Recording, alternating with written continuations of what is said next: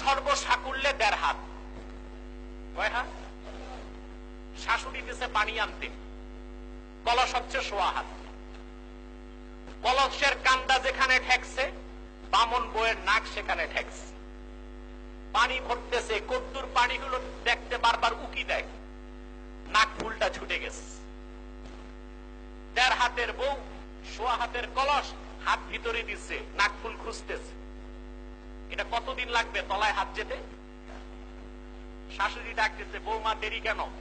বলে নাক ফুলটা পাচ্ছি না। কোথায়? বলে কলসের মধ্যে। তো বলে তো খোঁজো, খুঁজে পাই না তো। তলায় খুঁজো। আল্লাহ হেদায়েত করুক, তোমাদের দেশে কলসে তলাই নাই। তলা আছে না নাই? যেসব লামাযহাবী আহলে হাদিস দাবিদাররা বলে কোরআন হাদিসে মিলাদ কিয়াম নাই, নামাজের পর মুনাজাত নাই, মাযহাব বলতে কিছু নাই, পীরি মুরিদি নাই, আমি বলি তারা কোরআন হাদিসের তলা খুঁজে পায় না। যদি খুঁজে পেতে চাও তো বন্ধুরা আমি প্রস্তুত আছি, আসো, তারিখ করো। মিনিস্টার থাকবে, এমপি আছে, এমপি সাহেব থাকবেন, প্রশাসন থাকবে। কি কি বিষয় কোরআন হাদিস থেকে খুঁজে দিতে হবে প্রত্যেকটা ইনশাআল্লাহ খুঁজে দিব।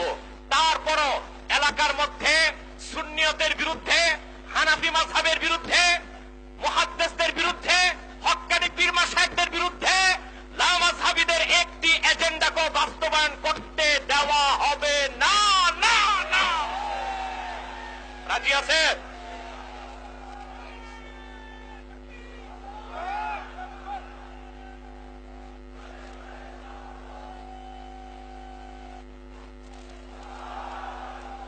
মিলাদের ব্যাপারে আমি কোনো কথাই বলবো না। মিলাদের নামে পরিচ্ছেদই আছে, বাবু জিক্রি মৌলিদুল মুস্তাফা, দালাইলুন নুবুওয়াতে একটানা 6টা পরিচ্ছেদ। সিয়াসিত্তার প্রসিদ্ধ কিতাব তিরমিজি 2য় খণ্ড 204 পৃষ্ঠায় মিলাদের উপর পরিচ্ছেদ আছে, বাবু মা জাআ ফি মিলাদিন নবী। আমি আমার ক্ষুদ্র জীবনে মিলাদের উপর 14টা পরিচ্ছেদ খুঁজে পেয়েছি। আপনি বলেন যে বিষয়ে হাদিসে পরিচ্ছেদ আছে এতগুলো, সেই মিলাদের ব্যাপারে হাদিস আছে কত শত? কথা বলে না, কথা বলে না। তো মিলাদ অস্বীকার করার উপায় আছে? কিয়ামের কথাটা আমি পরে আসতেছি, সেটা আমি হাদিস থেকে দলিল দেব একটু পরে। আগে লামাযহাবীদের আকীদা কি আছে আমি একটু পোস্টমর্টেম করতেছি। কথা বুঝতে পারছেন? ওদের সাথে আমাদের আমলের দ্বন্দ্ব না, ওদের সাথে আমাদের আকীদার দ্বন্দ্ব, ঠিক কিনা বলেন? প্রিয় সুধী, দালাইলুন নুবুওয়াত প্রথম খণ্ডের 90 পৃষ্ঠা, পরিচ্ছেদের নাম বাবু জিক্রি মৌলিদুল মুস্তাফা। সেখানে এসেছে হযরতে আব্দুল্লাহ, নূর নবীজির পিতা, বিয়ের আগে একদিন কাবাগরের পাশ দিয়ে হেঁটে যাচ্ছিলেন। মক্কার কতগুলি সুন্দরী যুবতী মেয়ে কাবার সামনে বসে আড্ডা দিচ্ছিল। তখন পর্দা ছিল না, কারণ তখন তো ইসলামই ছিল না, আবার পর্দা থাকবে কি? কথা বুঝতেছেন ভাইয়েরা আমার? হযরত, আপনারা আপোষে কথা বলবেন না ভাইয়েরা আমার, হযরত আব্দুল্লাহ হেঁটে যাচ্ছিলেন। যুবতী মেয়েদের দিকে এক বুড়ি মহিলা লক্ষ্য করে বললেন, ইয়া নিসা কুরাইশ আইয়াতুকুন্না তাতাযাওয়াজু হাযাল ফাতা। হে কুরাইশ যুবতীরা, তোমাদের মধ্যে এমন কে আছো যুবক আব্দুল্লাহর কাছে বিয়ে বসবে? যুবতীরা বলল, আব্দুল্লাহর মধ্যে এমন কি আছে বিয়ে বসলে আমরা ধন্য হব? মহিলাটি বলল, ভালো করে আব্দুল্লাহর কপালের দিকে তাকায় দেখো, ইন্না বাইনা আইনাইহি নূরা। আব্দুল্লাহর 2 চোখের মাঝখানে নূর দেখা যায়, বলেন সুবহানাল্লাহ। কিছুদিন পর হযরত আব্দুল্লাহর বিয়ে হলো মা আমেনার সাথে। বিয়ের পর আর কোনদিন আব্দুল্লাহর কপালে নূর দেখা যায় নাই, কারণ আব্দুল্লাহর কপালে সেই নূরটাই ছিল নূরে মুহাম্মাদী। রাসূলুল্লাহ সাল্লাল্লাহু আলাইহি ওয়াসাল্লামের নূরকে আমরা বিশ্বাস করি। কথা বুঝতে পারছেন? এই ব্যাপারে অসংখ্য হাদিস আমার আছে, ইন্টারনেটে সার্চ করবেন, নূরে, ইউটিউবে নূরে মুহাম্মাদী, ডক্টর মুহাম্মদ এনায়েতুল্লাহ আব্বাসী। নূরের ব্যাপারে সহিহ হাদিস কি কি আছে আমি সেখানে তুলে ধরেছি। অথবা আমাদের বিশ্বাস নবীজি মুহাম্মদ সাল্লাল্লাহু আলাইহি ওয়াসাল্লাম মানুষ, তবে তিনি আমাদের মতো সাধারণ মানুষ ছিলেন না। মুহাম্মদ সাল্লাল্লাহু আলাইহি ওয়াসাল্লামের মাথার তালু থেকে পায়ের তালু পর্যন্ত পুরাটাই নূর। বলেন সুবহানাল্লাহ। মুহাম্মদ সাল্লাল্লাহু আলাইহি ওয়াসাল্লাম মানুষ, তবে আমাদের মতো সাধারণ মানুষ যারা বলবে তারা কাফের হয়ে যাবে। আমরা বলি মুহাম্মদ সাল্লাল্লাহু আলাইহি ওয়াসাল্লামের কোনো তুলনা নাই। মুহাম্মদ সাল্লাল্লাহু আলাইহি ওয়াসাল্লামের মাথার তালু থেকে পায়ের তালু পর্যন্ত পুরাটাই নূর। সেজন্য রাসূলুল্লাহর একটা নাম হচ্ছে নূরে মুজাসসাম। বলেন সুবহানাল্লাহ। আহলে হাদিসরা রাসূলুল্লাহর নূরকে বিশ্বাস করে না। 3, আহলুস সুন্নাহ ওয়াল জামাতের আকীদা, কোরআন হাদিসের আকীদা, মুহাম্মদ সাল্লাল্লাহু আলাইহি সাল্লাম হায়াতুন নবী। বলেন সুবহানাল্লাহ। এটা আমাদের বিশ্বাস, ঠিক কিনা বলেন? লামা সাহাবীরা মুহাম্মদ সাল্লাল্লাহু আলাইহি সাল্লাম হায়াতুন নবী এই কথা বিশ্বাস করে না। মুহাম্মদ সাল্লাল্লাহু আলাইহি সাল্লাম হায়াতুন নবী এটাই ছিল সাহাবায়ে কেরামের বিশ্বাস। এটা ইজমায়ে উম্মত। এই বিশ্বাস লামা সাহাবীদের নাই। সেজন্য আমরা তাদেরকে বাতিল আকীদার অনুসারী মনে করে থাকি, ঠিক কিনা বলেন? আমার রাসূল যে হায়াতুন নবী তাতে সন্দেহ আছে? আমাদের কোনো দলিল লাগবে? কোনো দলিল লাগবে না। তারপরে একটা দলিল দেই, যদি লামাযহাবী থাকে আল্লাহ যেন হেদায়েত করেন। সহিহ মুসলিম, তারা হাদিস মানে শুধু দুইটা, বুখারী আর মুসলিম। সহিহুল মুসলিম, মাকতাবাতুর রাশাদ, সৌদি আরব রিয়াদের ছাপ, 2য় খণ্ড 610 পৃষ্ঠার হাদিস। আল্লাহ রাসূলের সাথ করেছেন, মারারতু আলা মূসা লাইলাতা উসরিয়া বি ইনদাল কাসীবিল আহমার ওয়া হুয়া কাইমুন ইউসাল্লি ফি কবরি। বলেন সুবহানাল্লাহ। নবীজি মুহাম্মদ সাল্লাল্লাহু আলাইহি ওয়াসাল্লাম ইরশাদ করেছেন, আজ থেকে 1000 বছর আগে নূর নবী মুহাম্মদ সাল্লাল্লাহু আলাইহি ওয়াসাল্লাম যখন মক্কাতুল মুকাররমা থেকে মেরাজের রাতে বাইতুল মুকাদ্দাসের দিকে গেলেন, আল্লাহ রাসূল বলেন, আমি যখন বাইতুল্লাহ থেকে বাইতুল মুকাদ্দাসের দিকে চললাম, মিশরের লাল উপত্যকায় পৌঁছার পরে আমি দেখলাম মুসা তার কবরে দাঁড়ায় নামাজ পড়তেছে। সুবহানাল্লাহ বলবেন না? আপনারা বলেন, মরা মানুষ নামাজ পড়তে পারে? কথা বলেন, নামাজ পড়তে পারে? আচ্ছা, বসে বসে এক কথা, শুয়ে শুয়ে এক কথা, বসে বসে এক কথা, তাও না, দাঁড়ায় দাঁড়ায়। তাহলে নবী মুসা তার কবরে মরা না জিন্দা? আপনাদের কাছে আমার প্রশ্ন, মুসা যদি হায়াতুন নবী হয়, ঈসা যদি হায়াতুন নবী হয়, দাউদ যদি হায়াতুন নবী হয়, সুলেমান যদি হায়াতুন নবী হয়, যিনি মুসারও নবী ঈসারও নবী, 1 লক্ষের উপর নবীগণের নবী, আমার নবী, তোমার নবী, বিশ্ব নবী, নবী কুলের সম্রাট মুহাম্মদ সাল্লাল্লাহু আলাইহি ওয়াসাল্লাম, তিনি হায়াতুন নবী, তাতে কোনো মুসলমানের সন্দেহ থাকতে পারে না, ঠিক কিনা বলেন? এই জন্য বলি লামাযহাবীদের আকীদার মধ্যে ত্রুটি আছে, ঠিক কিনা বলেন? অতএব লামাযহাব একটি পথভ্রষ্ট দল। তাদের আকীদা সুন্নত মোতাবেক নয়, তারা হাদিসকেও মানে না। হাজার হাজার হাদিসকে অস্বীকার করার কারণে লামাযহাবীগণ মুসলমান থেকেই বের হয়ে গেছে। তারা বলে বুখারী আর মুসলিম ছাড়া কোনো হাদিস আমরা বিশ্বাস করি না, বলে না? এবার আসেন, বুখারী মুসলিম ছাড়া কেউ যদি বলে আর কোন হাদিস আমি বিশ্বাস করি না, সে কাফের হয়ে যাবে। তার কারণ হচ্ছে ইজমায়ে উম্মত, মুতাওয়াতির হাদিসের অস্বীকারী কাফের।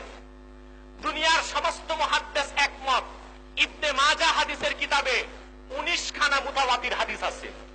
যে বলবে বুখারী মুসলিম ছাড়া কোনো হাদিস মানি না, সে তো অন্তত ইবনে মাজাহর 19টা হাদিসকে অস্বীকার করে বেঈমান হয়ে গেছে, ঠিক কিনা বলেন? ইমাম বুখারী নিজেই বলেছেন, আমি 6 লক্ষ হাদিস সংগ্রহ করেছি, যাচাই বাছাই করে 2 লক্ষ হাদিস পেয়েছি। 2 লক্ষ থেকে উসুলে হাদিসের কোষ্ঠী পাথরে যাচাই করে দেখলাম 1 লক্ষ হাদিস সম্পূর্ণ বিশুদ্ধ। কে বললেন? ইমাম বুখারী তার তারিখে সগীরে বলেছেন। ইমাম বুখারী নিজে বললেন, আমি 1 লক্ষ হাদিস পেলাম একেবারে বিশুদ্ধ, যা আসাহুল আসানিদ, আসাহুল আসানিদ, আসাহুল আসানিদ, একেবারেই সহিহ। আপনারা বলেন বুখারী 1 লক্ষ সহিহ হাদিস পেলেন, কিন্তু বর্তমান বুখারী শরীফে তিনি কয়টা হাদিস সংকলন করছেন? বিত্তাকরার, বেগার তাকরার 4000 হাদিস, বিত্তাকরার 7563 হাদিস, তালিক হাদিস সহ 9000 এর কিছু বেশি হাদিস। তার মানে 1 লক্ষ হাদিস তিনি পেলেন সহিহ, তারপর তার বুখারীতে 10,000 হাদিসও তিনি আনলেন না, কারণ বড় হয়ে যাবে এই জন্যে। তো বুখারীর বাবা বাকি 90,000 সহিহ হাদিস কোথায়? কথা বলেন। মনে করলাম সহিহ মুসলিমে আছে বাকিগুলো, সহিহ মুসলিমেও তো 10,000 হাদিস নাই, তাও তো রয়ে যায় বুখারীর পাওয়া আরো 80,000 সহিহ হাদিস। কথা বলে না। তাহলে যে ব্যক্তি বলবে বুখারী মুসলিম ছাড়া কোনো হাদিস আমরা মানি না, বুখারীর পাওয়া বাকি 80,000 সহিহ হাদিস অস্বীকার করার কারণে সে কাফের হয়ে যাবে, বেঈমান হয়ে যাবে, ইসলাম থেকে খারিজ হয়ে যাবে। অতএব লামাযহাবীরা স্বঘোষিত বেঈমান। তারা নিজেরাই ঘোষণা দিচ্ছে যে বুখারী মুসলিম ছাড়া বাকি 85 থেকে 85,000 হাদিসই তারা মানতেছে না। ঠিক কিনা বলে? প্রিয় সুধী, এবার আসেন আবার পূর্বের কথায় ফিরে যাই। আমরা আহলে সুন্নাত, আহলে হাদিস নই। আমরা যারা আহলে সুন্নাত তারা প্রত্যেকটা হাদিসকে বিশ্বাস করি, কিন্তু আমল করি শুধু সুন্নাত। কারণ প্রত্যেকটা হাদিস বিশ্বাস করা যায়, আমল করা যায় না। যেমন হাদিসের মধ্যে এমন অনেক হাদিস আছে মানসুখ করে দেওয়া হয়েছে, মানসুখ, রহিত। যেটা রহিত করে দেওয়া হয়েছে সেটা হাদিস, হাদিস হিসেবে বিশ্বাস করতে হবে, কিন্তু আমল করতে হবে নাসেখ হাদিস। কোনটা? কথা বলে না। আমি কয়েকটা উদাহরণ দিতে চাই, নাসেখ মানসুখ হাদিস আর সুন্নতের উদাহরণ দিব। তাহলে ইনশাআল্লাহ লামাযহাবীদের থলের বিড়াল বের হয়ে যাবে। আমরা নামাজে একবার হাত তুলি, কয়বার? আর লামাযহাবীরা বারবার। ঠিক কিনা? করে কিনা? ভালো করে বুঝেন। রাফউল ইয়াদাইন, বারবার হাত তোলার হাদিস বুখারী শরীফে আছে। সালেম বর্ণনা করেছেন আব্দুল্লাহ বিন ওমর থেকে। হাদিসটি সহিহ। হাদিসটি কি? এদিক তাকান। হাদিসটি কি? আমরা সেটাকে রফে ইয়াদাইনের হাদিসকে আমরা সহিহ হাদিস বলে বিশ্বাস করি, কিন্তু আমল করি না। কেন করি না? তার জবাব। আমরা যে হাদিসে আমল করি, রফে ইয়াদাইন করি না, সেটাও হাদিস। রফে ইয়াদাইন করার ব্যাপারে সেটাও হাদিস, না করার ব্যাপারে সেটাও হাদিস। পার্থক্য হলো রফে ইয়াদাইন করার ব্যাপারে হাদিসটাকে মানসুখ করে দেওয়া হয়েছে, রহিত করে দেওয়া হয়েছে, আর রফে ইয়াদাইন না করার হাদিসটা নাসেখ। এটা কি? ভালো করে বুঝেন, আমি একটু সহজে বুঝাচ্ছি। এগুলো তো মাদ্রাসায় হাদিসের ডিপার্টমেন্টে যারা পড়ে তাদের দার্স, আপনারা বুঝবেন না, তাও আমি সহজ করে বুঝাবার চেষ্টা করছি।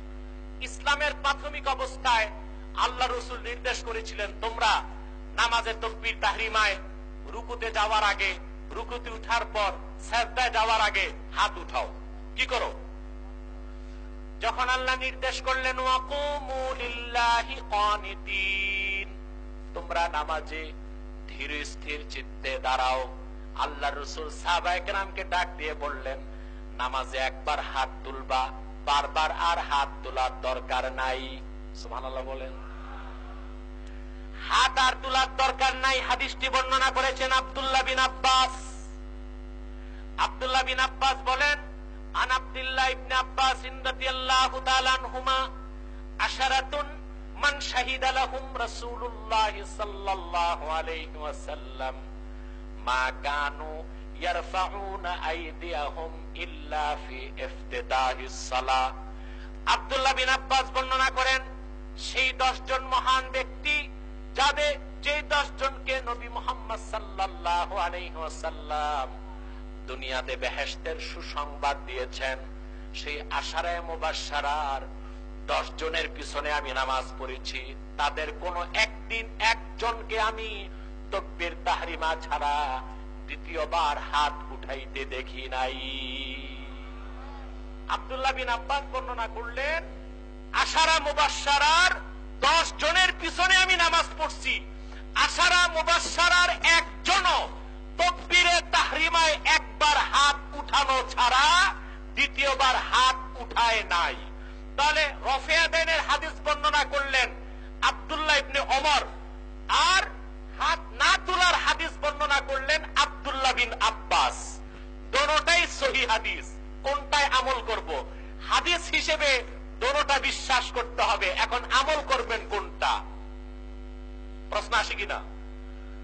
যারা উসুলে হাদিস লিখছেন, ইমাম বুখারী তার উস্তাদরা ইমাম বুখারী, দারিমি, আহমদ বিন হাম্বল, জুহরি, হুমাইদি, যারা আহলুল হাদিস, উসুলে হাদিসের ক্ষেত্রে তারা উল্লেখ করেছেন, দুইটা হাদিস যদি সহিহ পাওয়া যায় দুই সাহাবী থেকে, দেখতে হবে দোনো হাদিসে সামঞ্জস্য করা যায় কিনা। যদি সামঞ্জস্য করা না যায় তাহলে দেখতে হবে বর্ণনাকারী সাহাবীর বয়স কার বেশি। যেই সাহাবীর বয়স বেশি বলে গণ্য হবে তার বর্ণিত হাদিস হয়ে যাবে মানসুখ, রহিত। আর যে সাহাবীর বয়স কম বলে প্রমাণিত হবে তার বর্ণিত হাদিস হয়ে যাবে নাসিখ। সমস্ত আসমাউর রিজালের লেখকগণ একমত, আব্দুল্লাহ বিন আব্বাস আব্দুল্লাহ বিন ওমর থেকে বয়সে অনেক ছোট ছিলেন।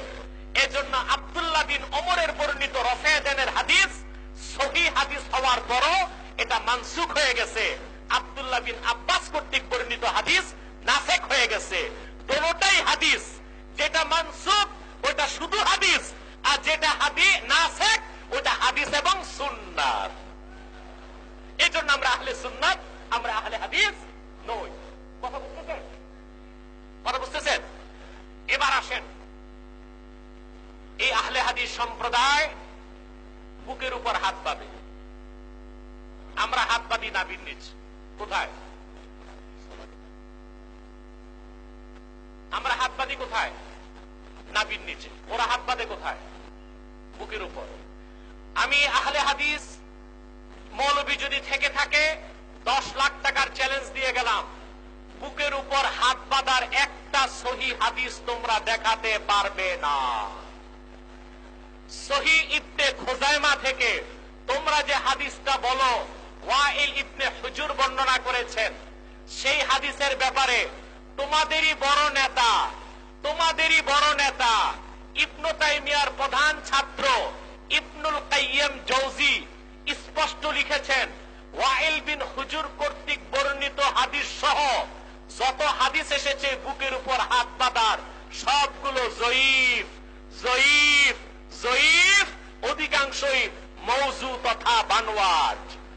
আর আমরা যে হাদিসে আমল করি নাভির নিচে হাত বাঁধি, এটা সিয়াসিত্তার প্রসিদ্ধ কিতাব মাকতাবাতুর রাশাদ, সৌদি আরব রিয়াদের ছাপ, আবু দাউদ শরীফ প্রথম খণ্ড 323 পৃষ্ঠার হাদিস।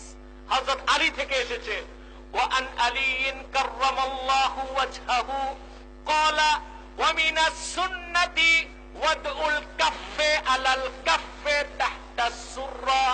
হযরত আলী ফতোয়া দিয়েছেন পুরুষের জন্য সুন্নাত হচ্ছে বাম হাতের উপর ডান হাত ধরবে, নাভির নিচে বাঁধবে। বলেন সুবহানাল্লাহ। তা সুন্নাত কি? বুকের উপর হাত বাঁধা না নাভির নিচে? কথা বলে না, বুকের উপর না নাভির নিচে? জোরে বলতে হবে, বুকের উপর না নাভির নিচে? আমরা বুকের উপর হাত বাঁধতে বলি আমাদের মা বোনদেরকে, ঠিক কিনা বলেন? বড় আশ্চর্য, আমাদের মা বোন বুকের উপর হাত বাঁধে, লামাযহাবী বড় বড় মৌলবীরাও বুকের উপর হাত বাঁধে। মাযহাব ছেড়ে লাভ হয়েছে কি? আমাদের মা বোনদের সমান গ্রেড পাইছে, ঠিক না? আমাদের মা বোনদের সমান গ্রেড পাইছে, ঠিক কিনা বলেন? বুকের উপর হাত বাঁধার কোন সহিহ হাদিস নাই। যদি দেখাতে পারে লামাযহাবীরা, তাহলে আমি যত টাকা জরিমানা তারা করতে চায় আমি দিব। সহিহ হাদিস পাওয়া যায় নাভির নিচে হাত বাঁধার। একটা রওয়ায়াত আছে নাভির উপরে, কিন্তু বুকের উপর হাত বাঁধার একটা হাদিসও সহিহ হাদিস নয়। কথা বুঝতে পারছেন? এবার আসেন তারাবির নামাজ 20 রাকাত, ঠিক কিনা বলেন? ওরা বলে কয় রাকাত? সুন্নতে মুআক্কাদা ইজমায়ে সাহাবা দিয়ে প্রমাণিত। ইবনে আবি শাইবা পরিষ্কার তার মুসান্নাফে লিখেছেন, ইন্না আলিয়ান আমারা রাজুলান ইউসাল্লি বিহা উমারু ওয়া ওয়াফাকাহু কুল্লুন রাদিয়াল্লাহু তাআলা আনহু আলা সাজিদাল্লাহি বিল কুরআন। 1000 বছর আগে রাকাত নামাজ পড়ালেন। কয় রাকাত? হযরত ওমর রাদিয়াল্লাহু তাআলা আনহু যারা হারাম বলে তারা কাফের, ইজমায়ে সাহাবার যারা বিরোধিতা করে তারা বেদাতি, তারা পথভ্রষ্ট। 1000 বছর আগে হযরত আলী, হযরত ওমর মসজিদ নববীতে 20 টাকার তারাবি চালু করেছেন, 1500 বছর পার হয়ে গেছে, আজ পর্যন্ত মসজিদ নববীতে প্রত্যেক দিন 20 টাকার তারাবি হয়। বাইতুল্লাহ শরীফও 20 টাকার তারাবি হয়। আর 8 রাকাত তাহাজ্জুদ নামাজ, সেটা কিয়ামুল লাইল, সেটা মসজিদ নববীতেও আলাদা হয়, বাইতুল্লাহতেও আলাদা হয় 20 রমজানের পর রাত 1টার পর থেকে। তাহলে 20 টাকার তারাবি জামাতের সাথে পড়া, এটা ইজমায়ে সাহাবা।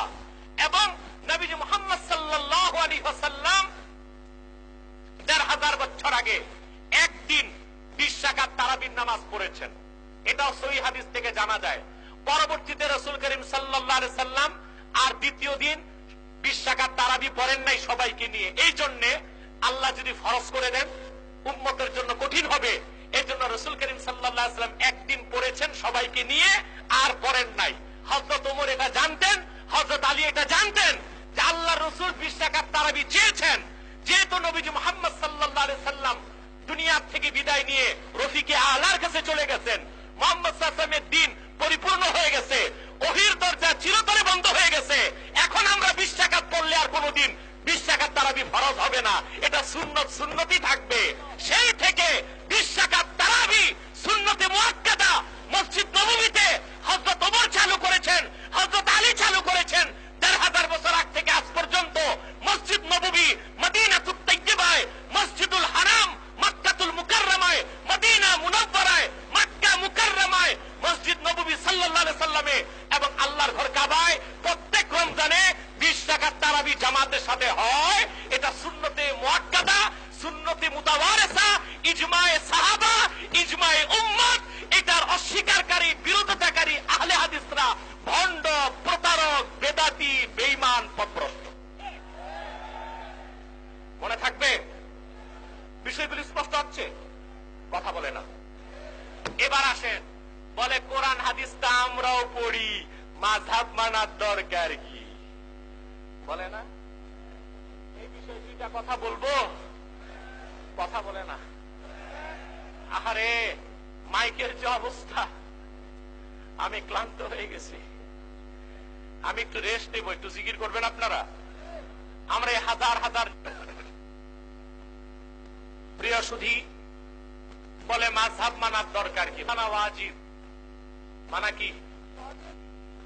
আল্লাহ বলেছে কোরআন হাদিস যতটুকু বুঝেছেন আমরা ততটুকু বুঝি না, তার ব্যাখ্যা মানলে কোরআন হাদিসের উপর পুরোপুরি আমল করা হয়, এজন্য আমরা তার ব্যাখ্যাটা মানি।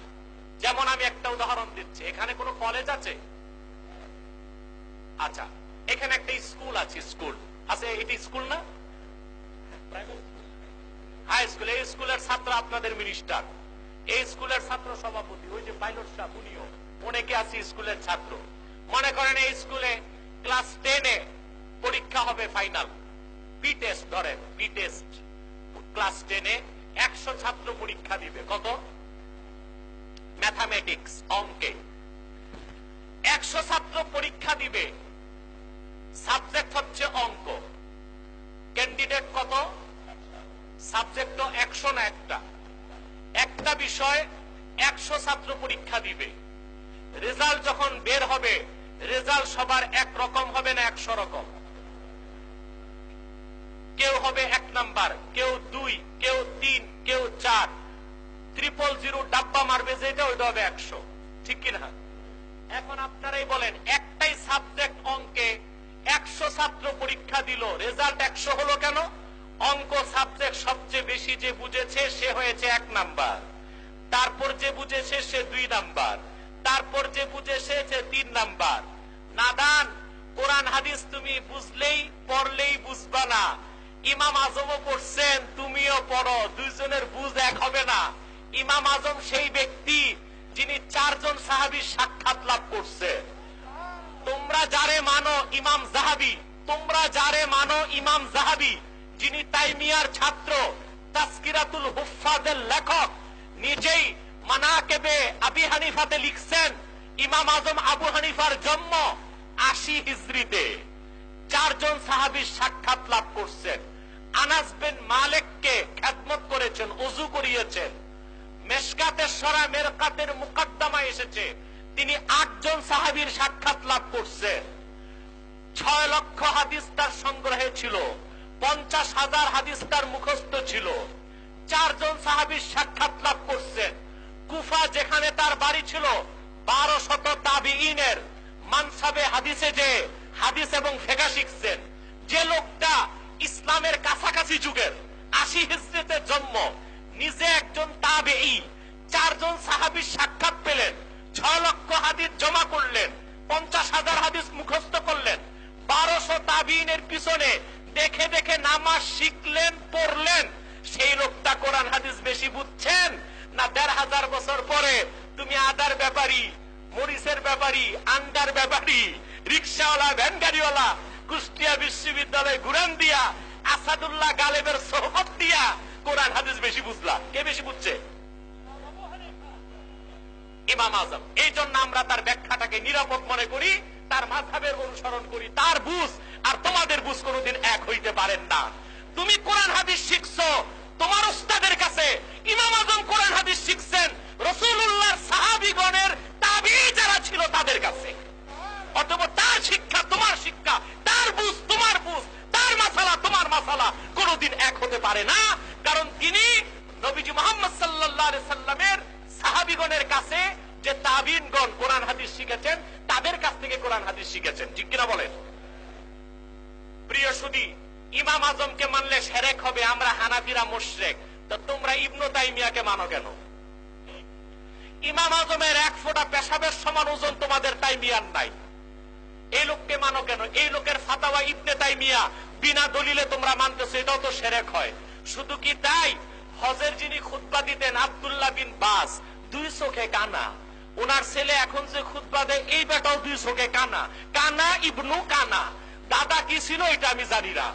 যে আব্দুল্লাহ বিন বাস 16 বছর বয়সে অন্ধ হলো, 17 বছর বয়স থেকে নিজে কোরআন হাদিস পড়তে পারলো না, শুনে শুনে আলেম হইল, তার ফতোয়া বিনা প্রশ্নে মেনে নাও, এইটা শিরক হয় না। ইমাম আজমের ফতোয়া মানলে শিরক হবে, মালিকের ফতোয়া মানলে শিরক হবে, শাফিঈর ফতোয়া মানলে শিরক হবে, আহমদ বিন হাম্বলের ফতোয়া মানলে শিরক হবে। ভণ্ডামি ছেড়ে দাও, নতুবা এদেশের মানুষ তোমাদের পিঠের চামড়া তুলে দিবে। হানাফি মাযহাব শ্রেষ্ঠ মাযহাব। হানাফি মাযহাব কেমন শ্রেষ্ঠ মাযহাব আমি একটা উদাহরণ দিব, কথা বলে না। যে ব্যক্তি নামাজ পড়ে না শরীয়তে তার বিচার আছে। কি আছে? একটা বিচার তো আল্লাহ করবেন পরকালে, বেনামাজির শাস্তি পরকালে জাহান্নাম। আল্লাহর হুকুম বেনামাজিকে দুনিয়াতেও শাস্তি দিতে হবে। কি দিতে হবে? কি শাস্তি? 4 মাযহাবের 4টা মত, 3টা মত। কটা মত বলবো? ইমামে আহমদ বিন হাম্বলের মত, ইন্না তারিকাস সালাতি ইউকাফফার ওয়া ইউকতালু মুরতাদ্দা। আহমদ বিন হাম্বল বলেছেন যে ব্যক্তি নামাজ ছেড়ে দিবে, নামাজ তরক করবে, তাকে কাফের ফতোয়া দেওয়া হবে, আর শরীয়তের জাস্টিস তার রায় দিবে কতল। আহমদ বিন হাম্বলের মতে বেনামাজির শাস্তি কি? আর বেনামাজিকে কতল করা হবে মুরতাদ হিসেবে, অর্থাৎ বেনামাজিকে কতল করার পর তার জানাজা হবে না, গোসল হবে না, কাফন হবে না, মুসলমানের কবরে তাকে দাফনও করা যাবে না। এটা আহমদ বিন হাম্বলের মত। ইমাম শাফিঈ আর ইমাম মালিক বলেন ইন্না তারিকাস সালাতি ইউকাফফার ওয়া ইউকতালু হাদ্দা। শাফিঈ আর মালিক বলেন ইন্না তারিকাস সালাতি লা ইউকাফফার ওয়ালাকিন ইউকতালু হাদ্দা। নামাজ যে পড়বে না তাকে কাফের ফতোয়া দেওয়া যাবে না, তবে শাস্তি তার কতল। কতলটা মুরতাদ হিসেবে না, হদ হিসেবে, অর্থাৎ কতলের পর তার গোসলও হবে, কাফনও হবে, জানাজাও হবে, মুসলমানদের কবরে দাফনও করা হবে। গেল 3 মাযহাব, এই 3টা নাই মানলাম, আমাদেরটা তো মানতে হবে। আমাদের ইমাম আজম বলেছেন ইন্না তারিকাস সালাতি লা ইউকাফফার ওয়া লা ইউকতাল ওয়ালাকিন ইউহবাস ওয়া ইউদরাবু হাত্তা ইউসাল্লিয়া। যে নামাজ পড়বে না তারে কাফের ফতোয়া দেওয়া যাবে না, তারে হত্যাও করা যাবে না, তবে তাকে জেলখানায় বন্দী করা হবে। প্রতিদিন 1 ওয়াক্তের জন্য 5টা করে, 5 ওয়াক্তের জন্য 25 বেত তার গাদিতে মারতে হবে। বেনামাজির শাস্তি হানাফি মাযহাবে কত বেত? কথা বলে না। 1 ওয়াক্তের জন্য 5 বেত, 5 ওয়াক্তের জন্য 25 বেত। কয় বেত? 25 বেত। এটা আমাদের পক্ষে সম্ভব হবে না। এটা যে 25 বেত মারবে, বড় পিসাব যদি মারে পিরালি যাবে, এমপি সাহেব মারলে ওনার এমপি গিরিও যাবে। যেটা হিউম্যান রাইটস, গণতান্ত্রিক দেশ, নামাজ পড়ছি কি বলে না, আপনার কি আপনি পড়েন। এটা সম্ভব সেই দেশে যারা খেলাফত ব্যবস্থাকে মানে। সেটা আমাদের স্বপ্ন, আল্লাহ কোন একদিন পূরণ করবেন, এটা আমাদের বিশ্বাস। প্রিয় সুধী, তাহলে বেনামাজির শাস্তি কি? 25 বেত। এবার লামাযহাবী দুই কানের তুলা খুলে ভালো করে শোনো, যে সৌদি আরবের অনুসরণ করো। আমাদের গর্ব সৌদি আরব। সৌদি আরব আল্লাহর কোরআনের আইন দিয়ে চলে। সেই দেশে বেনামাজির শাস্তি কি একবার খবর নিয়ে দেখো। তারা আহমদ বিন হাম্বলের মত নেয় নাই, শাফির মত নেয় নাই, মালিকের মত নেয় নাই। সৌদি আরব যেই দেশ চলে কোরআনের আইনে, সেই দেশের আদালতে বেনামাজির শাস্তি 25 বেত। ইমাম আজমের ফতোয়াকে সৌদি সরকার কোরআনের আদালত রাষ্ট্রীয় আইন হিসেবে গ্রহণ করেছে। এটাই প্রমাণ করে হানাফি মাযহাব শ্রেষ্ঠ মাযহাব, হানাফি মাযহাব সঠিক মাযহাব, হানাফি মাযহাব সত্য মাযহাব, হানাফি মাযহাব কোরআন হাদিসের মাযহাব। ঠিক কিনা বলেন?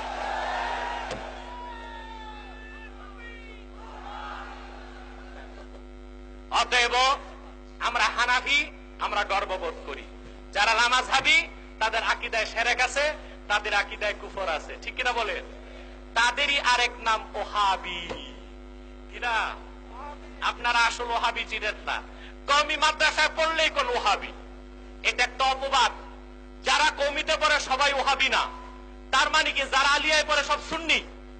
তো যারা কওমিতেও পড়ে না, আলিয়াতেও পড়ে না, স্কুল কলেজে পড়ছে, এদের কি বলবেন? এদের একটা নাম আমি পাইছি, না ইহাবি না উহাবি।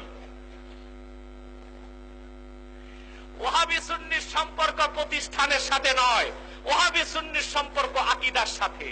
কোন একটি লোক কওমি মাদ্রাসায় পড়াশোনা করে, কওমি মাদ্রাসা প্রতিষ্ঠা করে, কওমি মাদ্রাসায় খাদমত করে কট্টর সুন্নি হইতে পারে, যেমন আমি। আরেকটি লোক আলিয়া মাদ্রাসায় পড়াশোনা করেও কট্টর ওহাবি হইতে পারে, যেমন জেএমবি নেতা আসাদুল্লাহ গালেব। আরেকটি লোক কোন মাদ্রাসায় পড়াশোনা না করে, স্কুল কলেজে পড়াশোনা করে ডাক্তার হয়েও ওহাবিদের নেতা হইতে পারে, যেমন ডাক্তার জাকের নায়েক। জিন্দিগিতে কোন মাদ্রাসায় পড়ে নাই, সারা দুনিয়ায় পিস টিভির মাধ্যমে ওহাবি মতবাদ প্রচার করছে। ঠিক কিনা বলে? লামাযহাবীরাই আসল ওহাবি। তাদের হাওয়া বাতাস লেগে কেউ কেউ হয়েছে সেমি ওহাবি। ঠিক কিনা বলে? আর যারা হানাফি মাযহাব অনুসরণ করে, শাফি, মালিকি, হাম্বল, তারা হচ্ছে আহলে সুন্নাত ওয়াল জামাত, প্রকৃত সুন্নি। কথা বুঝতে পারছেন? আল্লাহ তাআলা আমাদেরকে তৌফিক দান করুন কথাগুলো বুঝার। বলুন আল্লাহুম্মা আমিন। এখন আমি আজকের মতো আপনাদের বিদায় দিচ্ছি। আমি একটু মিলাদ ক্যাম্প এবং তাদের বন্ধু ঢাকা থেকে আমার সাথে যিনি এসেছেন রফিক, অক্লান্ত পরিশ্রম করেছে। তার একবার নয় বারবার আমার কাছে গিয়েছে। মুনাজাত না করে একজনও যাবেন না, বসেন। এটা চরম বেয়াদবি। সালামু আলাইকা সালাওয়াতুল্লাহ बख्ते का चमके सितारा हाजिरी का हो इशारा देख कर रोजा प्यारा फिर कहे हम खादिम तुम्हारा या नबी या रसूल या हबीब सलावा हबीबे खुदा है आप जनाबे हुजूर मोहब्बते वही है अर्शे खुदा की नूर या नबी या रसूल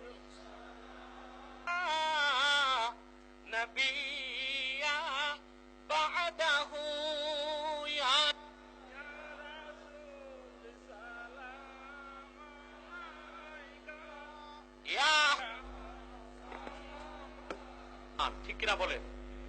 একটি স্লোগান আপনারা জানেন, ব্যক্তির চেয়ে দল বড়, দলের চেয়ে দেশ বড়, সবকিছুর চেয়ে বড় আমাদের ইমান, ঠিক কিনা বলেন?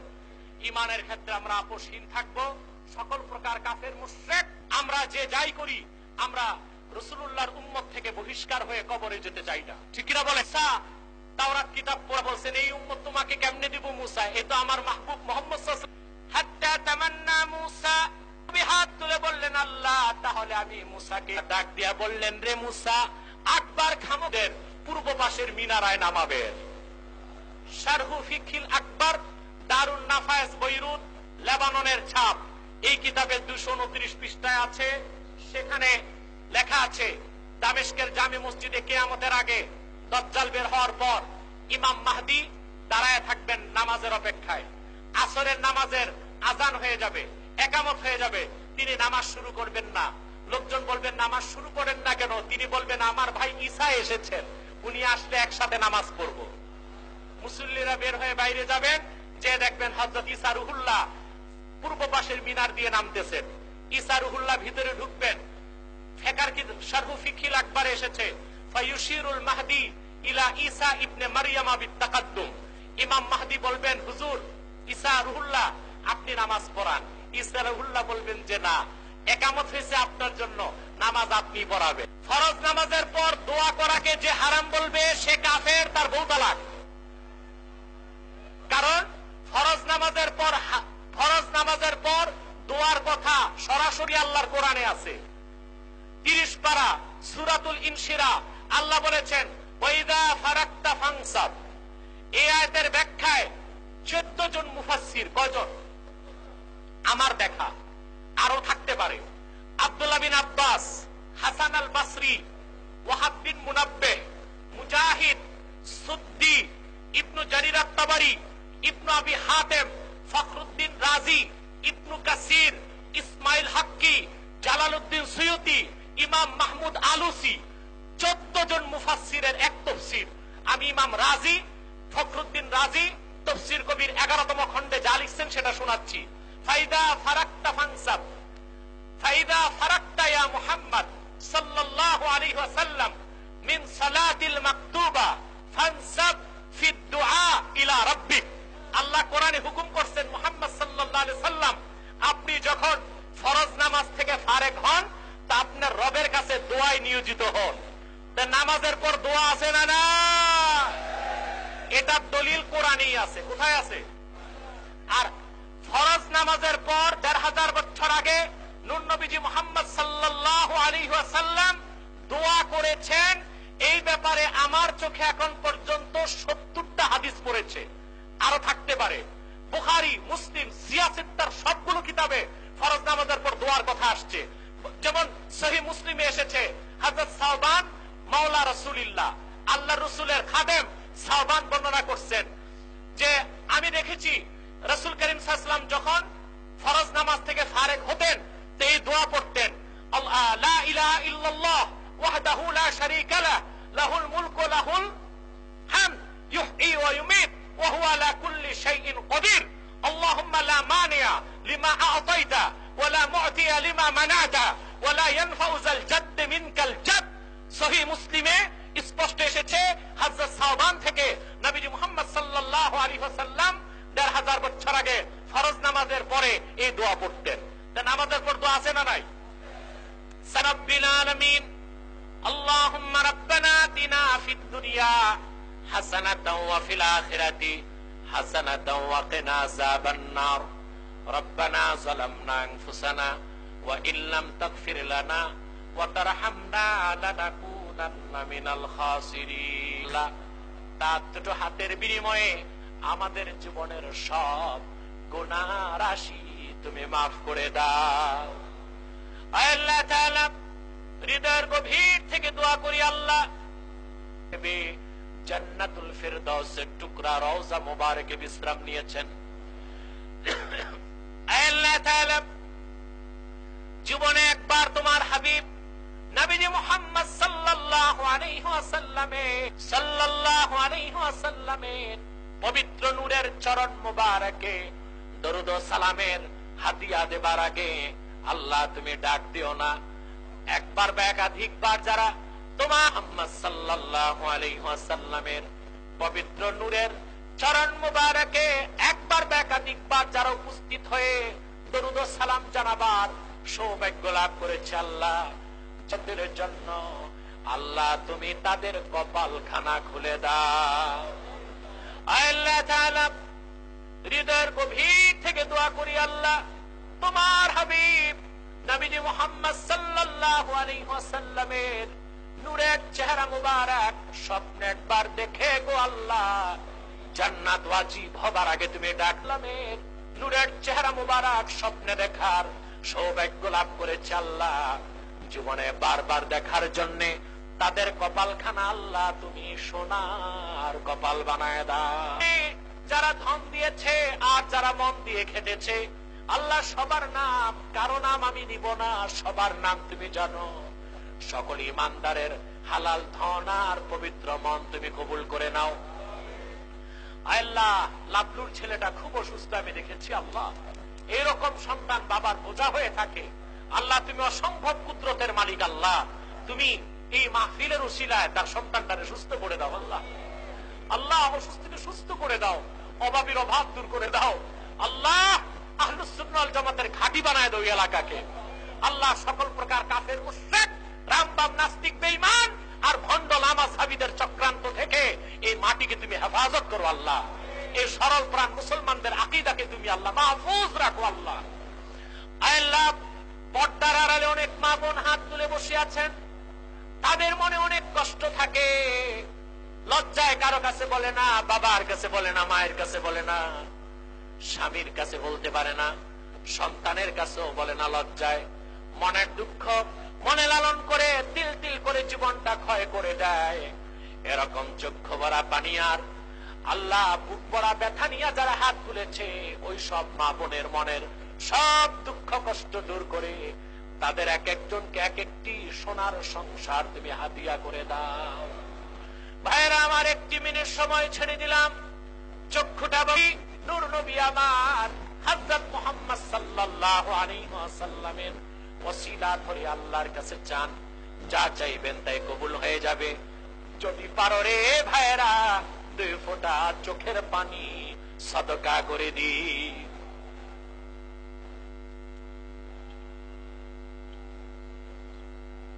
আসসালামু আলাইকুম ওয়া রাহমাতুল্লাহি তাআলা ওয়া বারাকাতুহু।